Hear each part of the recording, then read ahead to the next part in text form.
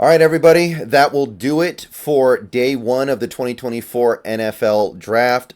Carolina just took us home by taking Xavier Legette, and now we're just waiting for day two. We're waiting for the second and third round to start tomorrow, and I'm going to be here for it. Going to turn the stream on a little bit before 4, and then we are going to follow along with whatever happens for those, what is it, like 70, just shy of 70 total picks. So, how did day one go? Let's talk about it a little bit. So, first of all, the stream itself was great. It was a lot of fun. We had, at one point, 1,700 people in here when we actually made our pick. We had, at various points, right before and right after our pick, we had over 1,000. We consistently had over 500 throughout most of the day. Obviously, by now, people are starting to filter out because once we used our pick, it was pretty clear we weren't going to have another one today. So at a certain point, you just kind of, your interest peters out just a little bit. But yeah, so it was a great stream. Thank you everybody who showed up and made it so great. Got a lot of new subs, got a lot of new members, got a lot of donations, a lot of interesting things said in the comments. So I just want to say once again, thank you to everybody who allows me to do this.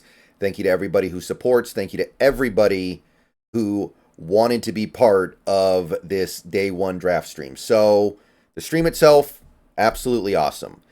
As for how the day went in terms of the actual draft itself, I would say that the Cardinals got who they probably wanted more than anybody else, which I don't love, but it was expected that they would end up with Marvin Harrison Jr. So I'm not angry about that because that's been relatively obvious to me that's what was going to happen once the season ended. So they got Marvin Harrison Jr. and then the Seahawks, and this is going to be a kind of a tough one. This is going to be kind of a tough one because a lot of people were big into Byron Murphy II, and they definitely came out in my chat. You can see them in comments. You can see them on X. You can see them on Facebook. You see them all over the place. There were people who loved Byron Murphy, and they thought he was a top 10 player in this draft. They thought he was clearly the best player available when we picked, and they are thrilled with this selection.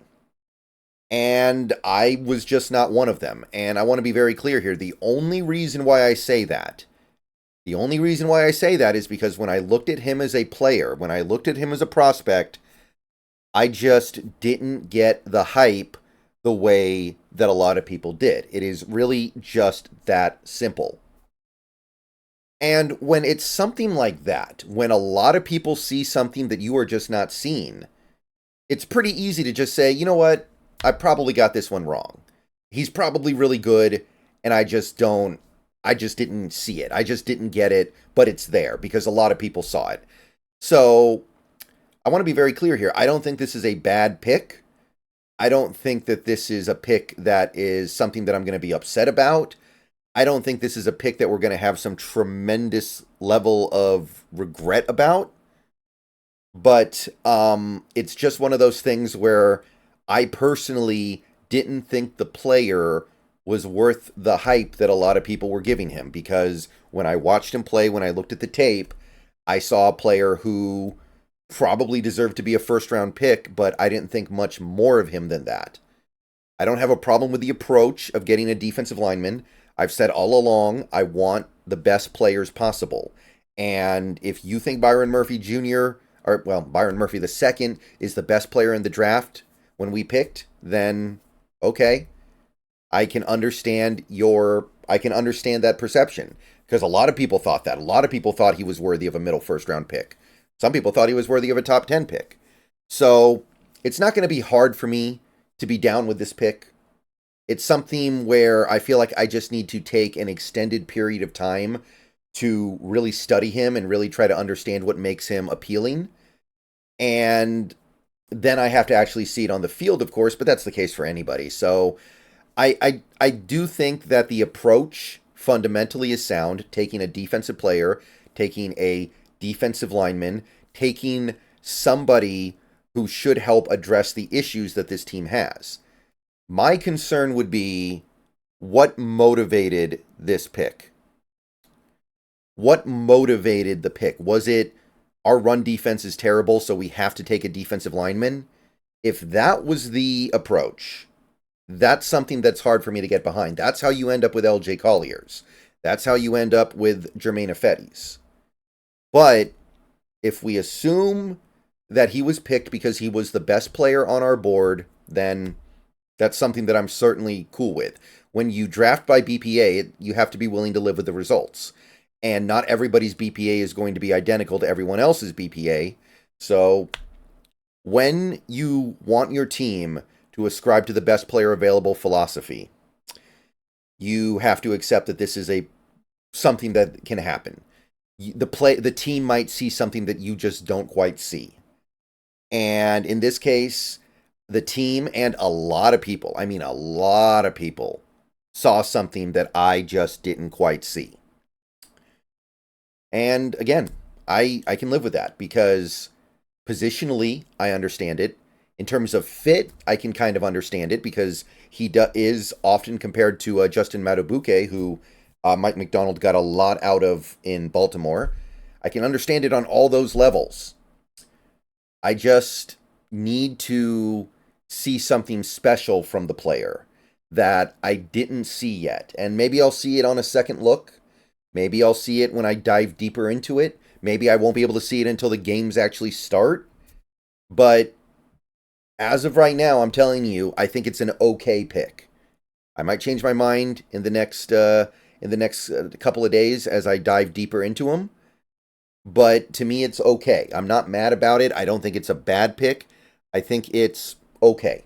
And that's certainly better than a lot of the picks the Seahawks have made recently. All right.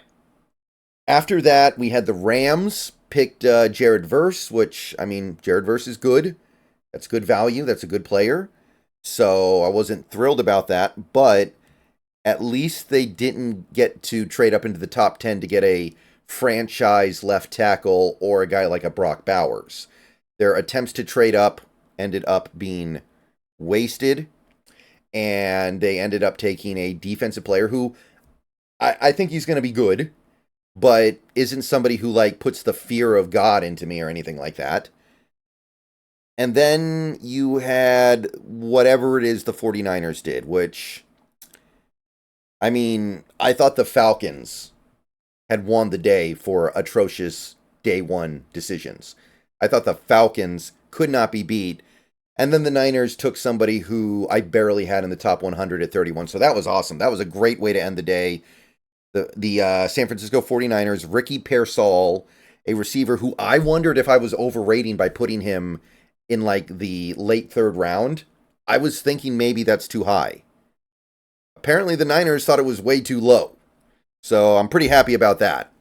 That was an interesting one, especially with so many clearly better receivers still on the board. But that's about it. That's what I got. So that was your day one. It was fun. There's still a lot of really interesting stuff left on the board. If you look to my left, you can see some of my top names. Now, the Seahawks don't pick again until 81, and I don't think we're going to be able to trade up very high, even if we wanted to. So I'm not even really thinking about that. So the odds of any of the players on my left still being there at 81 are tiny. But we'll see how this ends up shaking out, and we'll see who ends up being left when our pick comes up at 81. I will see you guys later, and go Hawks.